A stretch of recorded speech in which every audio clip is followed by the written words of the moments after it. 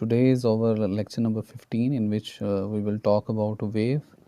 इसमें हम वेव की इंट्रोडक्शन से लेके तो जो फैक्टर हैं जिस पे वेव की स्पीड डिपेंड करती है वहाँ तक इसको कवर करेंगे।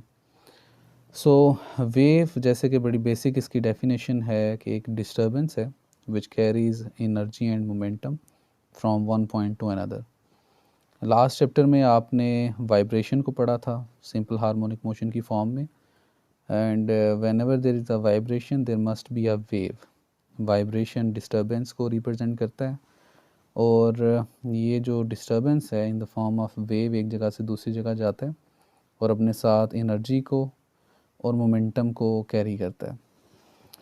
हमारे पास तीन तरह की टाइप्स बेसिक बनती हैं वेव्स की, जिसमें पहली EM वेव्स हैं, दूसरी मैकेनिकल वेव हैं जिन्हें मैटर वेव की फॉर्म भी कहा जा सकता है, और एक मैटर वेव्स अलग से कैटेगरी है जिसमें हम देखते हैं कि जो मैटर हैं वो भी अपने साथ एक वेव को कैरी करते हैं, जिसके बारे में डिटेल हमें डी ब्रॉगली ने दी थी, जो कि मॉडर्न फिज़िक्स सेकेंड ईयर के कोर्स में आप चैप्टर नंबर 19 में देखते हैं कि हर मैटर के साथ भी एक वेव अटैच है। जिस तरह लाइट डोल नेचर रखती है जिसमें उसका पार्टिकल नेचर भी होता है, इसी तरह हमारे पास जो मैटर है उसके पास भी उसके साथ भी एक वेव अफिलिएटेड होती है, जो कि डी ब्रॉगली ने सेकेंड ईयर के कोर्स में डिटेल से हमें बताया। इसके अलावा EM वेव और मैकेनिकल वेव में क्या फ़र्क है? सिंपल हमारे पास जो इलेक्ट्रोमैग्नेटिक वेव है वो ट्रैवल करती है स्पेस में in the form of electric and magnetic field, और ये मीडियम पे डिपेंड नहीं करती। But on the other hand mechanical wave जो हैं ये बाकायदा मैटर के थ्रू ट्रैवल करती हैं एक जगह से दूसरी जगह, और ये मीडियम पे डिपेंड करती है।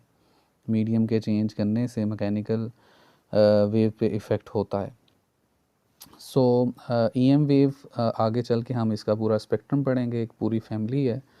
मैकेनिकल वेव की एग्जांपल आप साउंड वेव को ले सकते हैं। जिस तरह सन से लाइट जो है वो अर्थ तक आती है स्पेस के थ्रू, लेकिन इसकी साउंड कभी ट्रैवल नहीं कर पाती क्योंकि साउंड मैकेनिकल वेव की टाइप है, तो उसको ट्रैवल करने के लिए मीडियम की रिक्वायरमेंट होती है। मीडियम नहीं होगा तो वो ट्रैवल नहीं कर पाती। तो फर्दर हमारे पास जो मैकेनिकल वेव है वो आगे दो तरह की होती है। एक को कहते हैं ट्रांसवर्स वेव और एक को बोलते हैं लॉन्गिट्यूडनल वेव। बड़ा सादा सारा फ़र्क आपने इसमें पढ़ा था कि हमारे पास ट्रांसवर्स वेव जो है वो मैकेनिकल वेव की वो टाइप है जिसमें मीडियम के पार्टिकल जो हैं वो direction of propagation of wave के परपेंडिकुलर प्रोपेगेट करते हैं, वाइब्रेट करते हैं।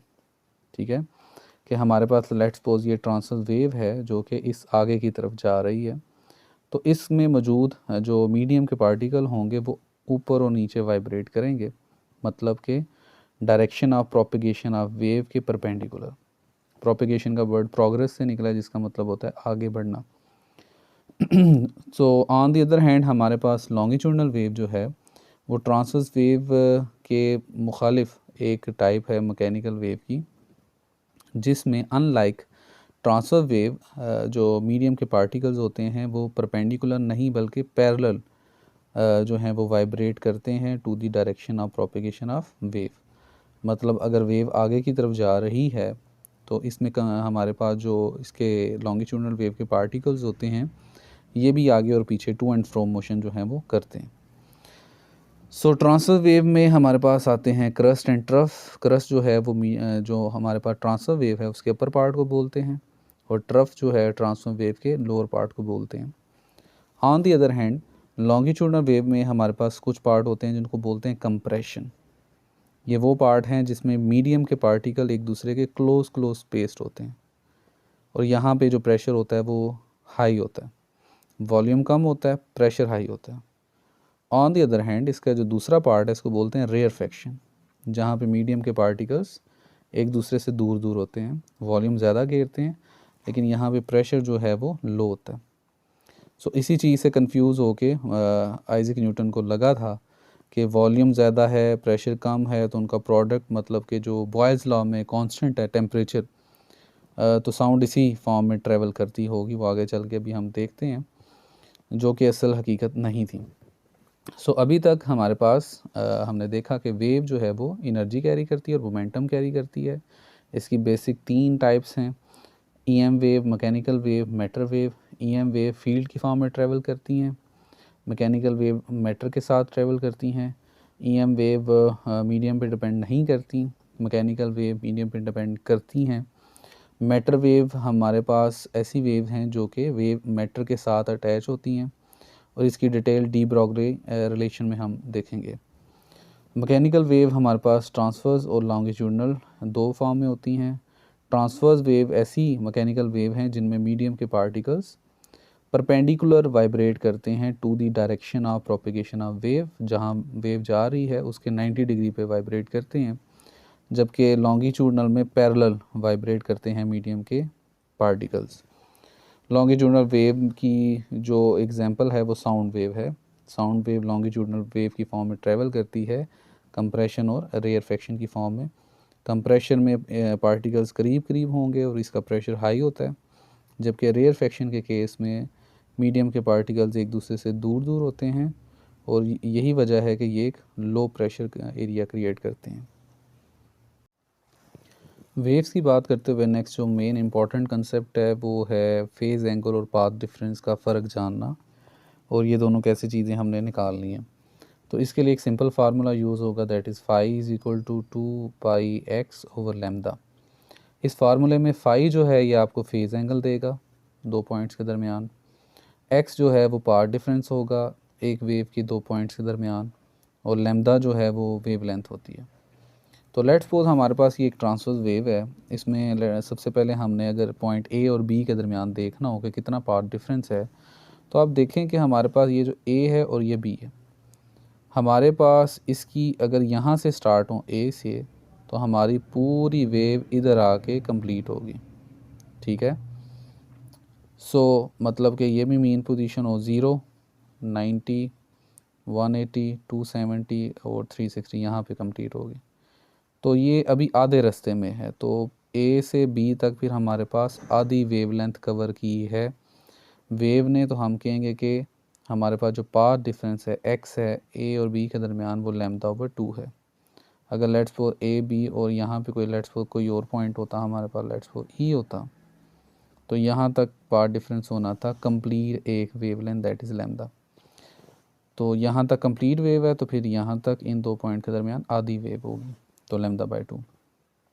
अब इनमें फ़ेज़ एंगल क्या होगा ए और बी पॉइंट के दरमियान, तो उसके लिए यही वाला फार्मूला हम यूज़ करते हैं। 2πx की जगह मतलब पाथ डिफरेंस की जगह ये वाली वैल्यू पुट करते हैं, तो ये 2 से कैंसिल हो जाएगा, लैम्डा लैम्डा से कैंसिल होगा, तो ये आ जाएगा पाई, कि ए और बी के दरमियान कितना फेज़ एंगल का फ़र्क है, पाई का। इसी तरह लेट्स सपोज अगर हम पॉइंट सी और डी को देखें, ये भी क्रस्ट पे है, ये भी क्रस्ट पे है, तो आपको पता है क्रस्ट से लेके क्रस्ट तक का फासला होता है लैम्डा वेवलेंथ के बराबर। तो इन दोनों के दरमियान जो पाथ डिफरेंस होगा वो होगा लैम्डा। तो इसमें फ़ेज़ एंगल सी और डी के दरमियान क्या होगा, वही फार्मूला यूज़ करेंगे, बस पाथ डिफरेंस की जगह, क्योंकि इस केस में लैम्डा है पाथ डिफरेंस, तो लैम्डा आ जाएगा, लैम्डा लैम्डा से कैंसिल हो जाएगा, तो फेज़ एंगल सी और डी के दरमियान होगा 2π। वेव्स को स्टडी करते हुए वेव इक्वेशन एक बेसिक इक्वेशन है जो कि सारी की सारी वेव्स के बिहेवियर को एक्सप्लेन करती है, which is v is equal to F lambda. और याद रहे कि ये जो वेव इक्वेशन है it is true for all kind of waves, जितनी भी काइंड्स है वेव्स की सबके लिए ये जो इक्वेशन है दैट इज़ ट्रू। सो आप सिंपल क्लासिकल फिज़िक्स में पढ़ते आए थे कि v is equal to s over t होता है, distance over time. So wave के केस में आप डिस्टेंस को लैम्डा से एक्सप्लेन करते थे, सो उसकी जगह लैम्डा आ जाएगा, और टाइम की जगह आप टाइम पीरियड की बात करते हैं तो उसकी जगह कैपिटल टी आ जाएगा, और 1/t जो है ये फ्रिक्वेंसी के इक्वल होता है। So in this way you can write v is equal to F lambda which is wave equation. आप इस इक्वेशन से देख सकते हैं कि हमारे पास v speed of wave, frequency of wave और वेव लेंथ, इन तीनों का आपस में रिलेशन है। अगर हमारे पास मीडियम सेम रहे, मीडियम चेंज ना हो, तो स्पीड जो है वो कांस्टेंट रहेगी। फॉर एग्जांपल EM वेव की केस में वैक्यूम में सारी की सारी EM वेव्स की जो स्पीड है वो 3 × 10⁸ मीटर पर सेकंड होती है। इसी तरह साउंड के लिए भी अगर मीडियम एयर है तो उसके लिए स्पीड कांस्टेंट रहेगी। So in that way we can write v over lambda is equal to F, और अगर स्पीड कांस्टेंट है तो फ्रिक्वेंसी और वेवलेंथ का आपस में इनवर्स रिलेशन बनेगा। As we also know by Planck's equation E is equal to h f होता है। तो इस तरह से फ्रिक्वेंसी का और एनर्जी का आपस में डायरेक्ट रिलेशन है। एंड अगेन फोटोन थियरी के मुताबिक, जो कि अल्बर्ट आइंस्टाइन ने दी थी, P is equal to h over lambda होता है, मतलब मोमेंटम और वेवलेंथ का आपस में इनवर्स रिलेशन है। So in that way we can conclude that कि अगर हमारे पास एक वेव की वेवलेंथ कम है तो उसकी फ्रिक्वेंसी ज़्यादा होगी, फ्रिक्वेंसी ज़्यादा है तो according to Planck equation energy उसकी ज़्यादा होगी, और इसी तरह अगर एनर्जी ज़्यादा है मतलब कि वेवलेंथ कम है तो बाय फोटोन थ्योरी इक्वेशन उसका मोमेंटम जो होगा वो ज़्यादा होगा, एंड वाइस वर्सा। सो इसी तरह से हम कैटेगराइजेशन कर सकते हैं। इसी से रिलेटेड बेशुमार क्वेश्चन आपको पूछे जा सकते हैं कि जिसमें फ्रिक्वेंसी का, मीडियम का, वेवलेंथ का, एनर्जी और मोमेंटम, इन चारों का आपस में रिलेशन जो है वो पूछा जा सकता है। ये बात है जब मीडियम सेम रहे, लेकिन जब मीडियम चेंज होता है तो हमारे पास फिर फ्रिक्वेंसी कांस्टेंट रहती है और स्पीड और वेवलेंथ जो है वो वेरी करता है। ये बात आपने याद रखनी है। रिफ्लेक्शन ऑफ वेव के बारे में याद रखें कि हमारे पास ट्रांसफ़र वेव और लॉन्गिट्यूडनल वेव दोनों का बिहेवियर थोड़ा डिफरेंट होता है। जब भी कोई वेव रिफ्लेक्ट होती है तो क्वेश्चन सबसे पहले ये है कि वो रेयर मीडियम से डेंसर की तरफ जा रही थी या डेंसर से रेयर मीडियम की तरफ आ रही थी। तो ये आपने याद रखना है एमसीक्यूज़ के लिए। ट्रांसफ़र वेव के लिए जब वो डेंसर मीडियम से रेयर मतलब कि लेस डेंस मीडियम की तरफ जा रही हो, फॉर एग्ज़ाम्पल हमारे पास एक मोटी रस्सी है जो इसके आगे एक पतला सा धागा बंधा हुआ है, तो डेफिनेटली रस्सी जो है वो डेंसर है, और उसके आगे जो एक हमने धागा बांधा हुआ है वो लेस डेंस मतलब रेयर मीडियम होगी। सो इस केस में हमारे पास कोई फेज़ का शिफ्ट नहीं आएगा, 0 डिग्री होगा चेंज फेज़ का, और पाथ डिफरेंस भी ज़ीरो होगा। मतलब जो वेव अगर क्रस्ट की फॉर्म में गई है तो वापस भी क्रस्ट की फॉर्म में आ जाएगी रिफ्लेक्ट होने के बाद, और अगर वो ट्रफ की फॉर्म में जाके टकराई है दूसरे मीडियम को तो वो वापस ट्रफ की फॉर्म में आ जाएगी, उसमें कोई चेंज नहीं आएगा, फेज़ का भी और पार्ट डिफरेंस का भी कोई फ़र्क नहीं आएगा, जैसे गई वैसे ही वापस आ गई। लेकिन अगर कोई जो उसी रस्सी को अगर हम किसी दीवार के साथ बांध दें कंक्रीट की, और रस्सी में अगर हम क्रस्ट पैदा करें तो वो क्रस्ट ट्रेवल करता हुआ जाएगा और डेंसर मीडियम से टकराने के बाद उसके फेज़ में 180 डिग्री का चेंज आ जाएगा। मतलब अगर वो क्रस्ट की फॉर्म में जा रहा था तो टकराने के बाद ट्रफ की फॉर्म में वापस आएगा, उसमें पाथ डिफरेंस जो है वो लैम्डा बाई 2 आ जाएगा। जबकि लॉन्गिट्यूडनल के वेव के केस में ये टोटली डिफरेंट ऑपोजिट इसका बिहेवियर होता है। लॉन्गिट्यूडनल वेव के बारे में बुक में मेंशन नहीं है फर्स्ट ईयर की, जहाँ पे ट्रांसवर्स वेव के बारे में था। तो आपने सिंपल ये माइंड में रखना है कि लॉन्गिट्यूडनल वेव का जो बिहेवियर है वो ट्रांसवर्स से टोटली अपोजिट है। मतलब वहाँ पे डेंसर टू रेयर मीडियम के केस में ना कोई फेज शिफ्ट आ रहा था और ना ही पार्ट डिफरेंस आ रहा था। तो इस केस में वो 180 का फेज शिफ्ट आएगा। मतलब अगर कंप्रेशन की फॉर्म में जा रहा था तो टकराने के बाद वो रेयरफेक्शन में कन्वर्ट हो जाएगा जब वो डेंसर से रेयर मीडियम की तरफ जाएगा। जबकि जब रेयर से डेंसर की तरफ जाएगा तो ना ही उसके कोई फेज़ में फ़र्क आएगा और ना ही पार्ट डिफरेंस में, अनलाइक ट्रांसफर वेव। सो इस वेव इक्वेशन को माइंड में रखते हुए अगर हम EM वेव्स की बात करें तो हमारे पास जो पूरे का पूरा स्पेक्ट्रम है उसमें आपने रिलेशन याद रखने हैं, इनके जो डिफरेंस हैं वो याद रखने हैं। हमारे पास पूरे का पूरा जो स्पेक्ट्रम है EM वेव्स का वो रेडियो वेव से स्टार्ट होता है, माइक्रोवेव्स, इंफ्रारेड वेव्स और विजिबल रेज़ आती हैं जिसमें 7 कलर हैं, फिर x rays, alpha, beta, gamma. अगर आप ये लेफ़्ट से राइट की तरफ जाएं तो हमारे पास वेवलेंथ जो है वो कम होती जाती है। मतलब रेडियो वेव्स की जो वेवलेंथ है ये सबसे ज़्यादा है अभी तक का जो हमें EM स्पेक्ट्रम पता है। रेडियो वेव की वेवलेंथ इतनी ज़्यादा होती है कि अगर इसका एक क्रस्ट ज़मीन पे है तो दूसरा क्रस्ट जो इसका होगा वो मून तक हो सकता है, इतनी ज़्यादा इसकी वेवलेंथ होती है। And same is the case with the microwaves. That is why हम कम्युनिकेशन के लिए इन्हीं वेव्स का जो है वो यूजेज करते हैं सबसे ज़्यादा, क्योंकि इनकी जो वेवलेंथ है, रेंज है, वो बहुत ज़्यादा है। इसी तरह लेफ़्ट से राइट जैसे मैंने बताया कि आप जाते जाएं तो वेवलेंथ कम होती जाएगी, रेडियो वेव्स की सबसे ज़्यादा, उससे कम माइक्रोवेव्स की, उससे कम इंफ्रारेड रेज़ की। तो वेवलेंथ कम होगी तो मतलब इनकी एनर्जी और मोमेंटम और फ्रीक्वेंसी जो है लेफ़्ट से राइट वो बढ़ता जाएगा। रेडियो वेव्स की वेवलेंथ अगर सबसे ज़्यादा है तो इसकी एनर्जी, मोमेंटम और फ्रीक्वेंसी सबसे कम होगा। ऑन दी अदर हैंड इसकी दूसरी पीक पे हमारे पास एक्स रेज, अल्फ़ा, बीटा और गामा रेज होती हैं। गामा रेज हमारे पास अभी तक की ईएम वेव्स में वो रेडिएशन है जिसकी वेवलेंथ जो है वो सबसे कम होती है। दैट इज़ वाई इसके पास एनर्जी, मोमेंटम और फ्रीक्वेंसी सबसे ज़्यादा होती है। अगर आप लेफ़्ट से राइट आते जाएं, मतलब गामा से बीटा, फिर alpha, x rays, visible, infrared, micro, radio, तो हमारे पास वेवलेंथ आस्ता आस्ता ज़्यादा होती जाएगी और बाकी 3 फैक्टर कम होते जाएंगे। बीच में हमारे पास ये एक विजिबल रेंज है जो कि 400 नैनोमीटर से लेके 700 नैनोमीटर तक है, जिसमें रेड कलर की वेवलेंथ सबसे ज़्यादा है, मतलब रेड कलर की फ्रिक्वेंसी सबसे कम होती है विजिबल रेंज में, और इसका मोमेंटम और एनर्जी भी सबसे कम होगी। और विजिबल रेंज में जो वायलेट कलर होता है इसकी वेवलेंथ सबसे कम है, दैट इज़ 400 नैनोमीटर, और इसका मोमेंटम, एनर्जी और फ्रिक्वेंसी विजिबल रेंज के कंपैरेटिवली सबसे ज़्यादा होगी। So same is the case with the sound waves. Sound waves की कैटेगराइज हम इस तरह से कर सकते हैं कि सोनिक वेव्स होती हैं जिनको हम सुन सकते हैं, इनकी रेंज 20 to 20,000 हर्ट्ज़ होती है। On the other hand infrasonic होती हैं, ये वो वेव्स हैं जो 20 हर्ट्ज़ से भी कम होती हैं, डेफिनेटली हम इनको सुन नहीं सकते। और दूसरी एक्सट्रीम पे अल्ट्रासोनिक वेव्स होती हैं, ऑब्वियसली इनकी जो रेंज है 20,000 हर्ट्ज़ से भी ज़्यादा होती है, दैट इज़ वाई हम इन्हें भी इंफ्रासोनिक की तरह सुन नहीं सकते। सो सिर्फ सोनिक वेव को हम सुन सकते हैं जिसकी रेंज 20 to 20,000 हर्ट्ज़ है। ओके, नेक्स्ट जो हमारे पास है वो that is speed of sound.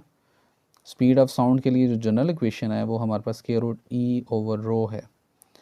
याद रहे अल्बर्ट आइंस्टाइन की जो कैलकुलेशन है स्पीड ऑफ साउंड से रिलेटेड, एक्चुअल में उसने स्पीड ऑफ साउंड फाइंड नहीं थी की, उसने बेसिकली एयर का इलास्टिक मॉडुलस फाइंड किया था, और उसकी वैल्यू इसी इक्वेशन से हमने फिर यूज़ करके हमने उसकी वैल्यू निकाली थी और हमें पता चला था कि इसमें क्या गलती है और क्या नहीं। सो ये जो जनरल इक्वेशन है स्पीड ऑफ साउंड फाइंड करने के लिए, इसमें हमारे पास एक इलास्टिक मॉडुलस है और एक डेंसिटी है। इलास्टिक मॉडुलस के साथ स्पीड ऑफ साउंड का डायरेक्ट रिलेशन होता है, मतलब जिस मीडियम का इलास्टिक मॉडुलस ज़्यादा होगा उसमें स्पीड ऑफ साउंड भी ज़्यादा होगी। और हमें पता है कि तीनों जो स्टेट्स हैं मैटर की, उसमें सॉलिड का जो इलास्टिक मॉडुलस होता है वो सबसे ज़्यादा होता है। सो इसमें स्पीड ऑफ साउंड जो है वो सबसे ज़्यादा होगी, 5 टाइम ग्रेटर होती है लिक्विड से, और गैसेस के कंपैरेटिवली सॉलिड में speed of sound 15 time greater होती है। इसको आपने एमसीक्यूज़ के लिए याद रखना है। ऑन द अदर हैंड अक्सर औकात एमसीक्यू आता है डेंसिटी के कंपैरेटिवली में, तो याद रहे इनके डेंसिटी की वजह से नहीं बल्कि इलास्टिक मॉडुलस की वजह से सॉलिड में स्पीड ऑफ साउंड सबसे ज़्यादा होती है। डेंसिटी के लिहाज से स्पीड ऑफ साउंड का इन्वर्स रिलेशन है, जो मीडियम जितना ज़्यादा डेंस होगा उसमें स्पीड ऑफ साउंड उतनी कम होगी। ठीक है, यही वजह है कि हमारे पास कोल्ड एयर हमारे पास डेंसर एयर होती है, जिसकी वजह से उसमें स्पीड ऑफ साउंड कम होगी। और समर्स में हमारे पास जो एयर होती है वो हल्की हो जाती है। ठीक है, सो हल्की एयर में जो हमारे पास डेंसिटी है वो कम होगी, जिसकी वजह से समर्स में एयर से जो स्पीड ऑफ साउंड है वो ज़्यादा स्पीड से ट्रैवल कर सकती है। ये आपने याद रखना है, इसका रिलेशन डेंसिटी के साथ इन्वर्स है। और अगर एक ही तरह के हमारे पास मीडियम्स हैं तो उसकी डेंसिटी के फ़र्क के लिहाज से स्पीड ऑफ साउंड में इन्वर्सली फ़र्क आएगा। सो आइज़ैक न्यूटन के बारे में जैसे मैंने बताया कि आइज़ैक न्यूटन की जो कैलकुलेशन है that was basically the calculation about the elastic modulus of air. Isaac Newton के कैलकुलेट करने से पहले हमारे पास स्पीड ऑफ साउंड का एक्सप्रेशन मौजूद था, तो उसने ये अज्यूम किया, उसकी अजम्पशन ये थी कि जो साउंड का प्रोसेस है फ़्लो करने का इन एयर में, that is an isothermic process. उस टाइम पे हमारे पास 4 ऑप्शन थे। ये पता हमने लगाना था कि इन चारों में से कौन सा प्रोसेस के तहत हमारे पास जो साउंड है वो एयर में ट्रेवल करती है। Either it is an isothermic process, isochoric, isobaric और एडियाबैटिक प्रोसेस। सो उसमें से जो अजम्पशन थी आइजैक न्यूटन की वो ये थी कि ये एक आइसोथर्मिक प्रोसेस है, क्योंकि जैसे कि मैंने आपको बताया कि जो साउंड है it is a type of mechanical wave, और मैकेनिकल वेव में भी पर्टिकुलरली ये लॉन्गिट्यूडनल वेव की एक टाइप है। और लॉन्गिट्यूडनल वेव आपने देखा कि कंप्रेशन और रेयरफेक्शन की फॉर्म में ट्रेवल करता है एयर में। तो कंप्रेशन वो पार्ट होते हैं जहाँ पे प्रेशर ज़्यादा होता है लेकिन वॉल्यूम कम होता है, और रेयरफेक्शन वो पार्ट होते हैं जहाँ पे वॉल्यूम ज़्यादा होता है और प्रेशर कम होता है। सो दैट्स मीन दोनों के केस में अगर एक चीज़ बढ़ रही है तो दूसरी कम हो रही है, एंड वाइस वर्सा। तो मतलब दोनों का प्रोडक्ट जो है वो कांस्टेंट है। अकॉर्डिंग टू बॉयल्स लॉ हमें पता था कि पी वी का जो प्रोडक्ट है वो उस केस में टेम्परेचर कांस्टेंट होता है। तो यहाँ से फिर उसने एज्यूम किया कि हमारे पास जो साउंड का ट्रैवल करने का प्रोसेस है वो आइसोथर्मिक प्रोसेस है, मतलब इसमें पी वी का जो प्रोडक्ट है दैट शुड बी कांस्टेंट। सो उसने जो कैलकुलेशन की, उसने इलास्टिक मॉडुलस की, वो उसमें उसके मुताबिक ई की वैल्यू जो है वो प्रेशर, एटमॉस्फेरिक प्रेशर के इक्वल आती है। तो उसने जो स्पीड ऑफ साउंड का फार्मूला था v is equal to square root E over rho, तो वहाँ पे ई की जगह इलास्टिक मॉडुलस को आइसोथर्मिक कंसीडर करते हुए उसने पी की वैल्यू पुट की। तो एटमॉस्फेरिक प्रेशर की वैल्यू 101,325 होती है, और एयर के केस में जो डेंसिटी है एयर की वो 1.29 है। तो इस तरह से हमारे पास वैल्यू आई 280 मीटर पर सेकेंड। सो जो प्रैक्टिकली कैलकुलेटेड वैल्यू थी दैट वाज अराउंड 332 मीटर पर सेकेंड, जिससे हमें यह पता चला कि जो आइजैक न्यूटन की कैलकुलेशन है उसमें 16% एरर था, एक्यूरेट वैल्यू नहीं आई। तो ये अब एरर क्यों था, वो लेप्लास ने बताया कि जो आइजैक न्यूटन की असम्पशन है that is not right. Actual में जो साउंड का एयर में ट्रेवल करने का प्रोसेस है it is not an isothermic process while it is an adiabatic process. So adiabatic process के बारे में आप जानते हैं कि उसमें पी वी कॉन्स्टेंट के इक्वल नहीं होता, बल्कि पी वी गामा जो है, पी वी की power gamma that is equal to constant. और गामा जो है ये कांस्टेंट वैल्यू है मोनोटॉमिक गैस के लिए, इसकी वैल्यू 1.41 होती है। डाई एटॉमिक के लिए डिफरेंट होती है, ट्राई के लिए डिफरेंट होती है। इसी टॉपिक में फर्स्ट ईयर का ये टॉपिक है, इसके साथ एक टेबल बना हुआ है उसमें डिफरेंट टाइप की गैसेस के लिए गैमा की वैल्यू दी हुई है, वो आपने देखनी है। सो गैमा जो है इस केस में हमारे पास 1.41 इसकी वैल्यू है। सो लेप्लास की अजम्पशन के मुताबिक जो इलास्टिक मॉडुलस बना that was equal to gamma P, not just P जो कि आइसोथर्मिक के केस में था। तो जब हम स्पीड ऑफ साउंड के केस में ई की जगह गामा पी की वैल्यू लगाई हमने, गैमा की वैल्यू 1.41, पी की वैल्यू 101,325, और रो मतलब डेंसिटी के केस में अभी भी एयर है तो 1.29 ही। तो इस तरह से हमारे पास लेप्लास की केस में एक्यूरेट वैल्यू आई दैट इज़ 333 मीटर पर सेकेंड, जो कि प्रैक्टिकली जो हमने कैलकुलेट की थी वैल्यू उसके करीब तरीन थी। तो इससे साबित हुआ कि जो हमारे पास अजम्पशन थी लेप्लास की वो ठीक थी, unlike Isaac Newton. So last में वाइंड अप करते हुए हम देखते हैं कि स्पीड ऑफ साउंड पे कितने फैक्टर्स जो हैं वो इफ़ेक्ट करते हैं। तो सबसे पहले अगर हम प्रेशर की बात करें तो याद रहे कि प्रेशर का स्पीड ऑफ साउंड पे कोई फ़र्क नहीं पड़ता। इसकी रीज़न ये है कि हमने थर्मोडायनामिक्स में एक फार्मूला देखा था जिसमें प्रेशर जो था that was equal to half rho v square, मतलब प्रेशर ऑफ जो गैस है और डेंसिटी का आपस में डायरेक्ट रिलेशन है एक पर्टिकुलर गैस के लिए। तो अब अगर हम स्पीड ऑफ साउंड वाला केस देखें तो अगर हम प्रेशर की वैल्यू बढ़ाएंगे तो डेंसिटी की वैल्यू भी बढ़ेगी, जितना प्रेशर बढ़ेगा उतनी ही डेंसिटी बढ़ेगी। तो क्योंकि दोनों आपस में डिवाइड हो रहे हैं तो वो जो इफ़ेक्ट है वो कैंसिल आउट हो जाएगा, ठीक है। फॉर एग्ज़ाम्पल अगर हमारे पास पहले ऊपर 5 था और नीचे जो था वो 10 था तो आंसर 1/2 आएगा। इसी तरह अब अगर हम 5 को 10 टाइम्स बढ़ा के 50 कर दें और इसको भी 10 टाइम बढ़ा के 100 कर दें तो 50/100 स्टिल आंसर हमारा 1/2 ही रहेगा। ठीक है, तो ये एक दूसरे के इफ़ेक्ट को कैंसिल कर देते हैं, जिसकी वजह से हमारे पास प्रेशर का जो इफ़ेक्ट है वो स्पीड ऑफ साउंड पे नहीं होता। इलास्टिक मॉडुलस का हम पढ़ चुके हैं, डायरेक्ट रिलेशन है। डेंसिटी का हम देख सकते हैं, कांस्टेंट प्रेशर पे, कांस्टेंट टेम्परेचर पे हमारे पास डेंसिटी के साथ इसका इन्वर्स रिलेशन है। इससे रिलेटेड काफ़ी एमसीक्यू आते हैं, तो आपने ध्यान रखना है कि कौन सा डेंस मटेरियल है और कौन सा लेस डेंस मटेरियल है।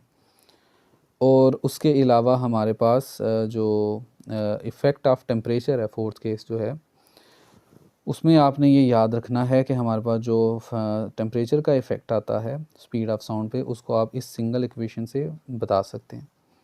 अगर आपको किसी पर्टिकुलर टेम्परेचर पे भी स्पीड ऑफ साउंड पूछी जाए, तो आप just by using this equation आप उसको कैलकुलेट कर सकते हैं। फॉर एग्जांपल, अगर आपको कोई पूछे 10 सेल्सियस पे क्या स्पीड ऑफ साउंड होगी, तो क्योंकि हमारे पास V0 की वैल्यू 332 है प्लस 0.61 और 10 डिग्री सेल्सियस है तो ये 10 आ जाएगा। तो इसे 332 प्लस 6.1, तो ये हमारे पास 338.1 मीटर पर सेकेंड आ जाएगा। तो इस सिंपल इक्वेशन से आप किसी भी टेम्परेचर पे स्पीड ऑफ साउंड जो है वो कैलकुलेट कर सकते हैं by just putting the value of temperature in this.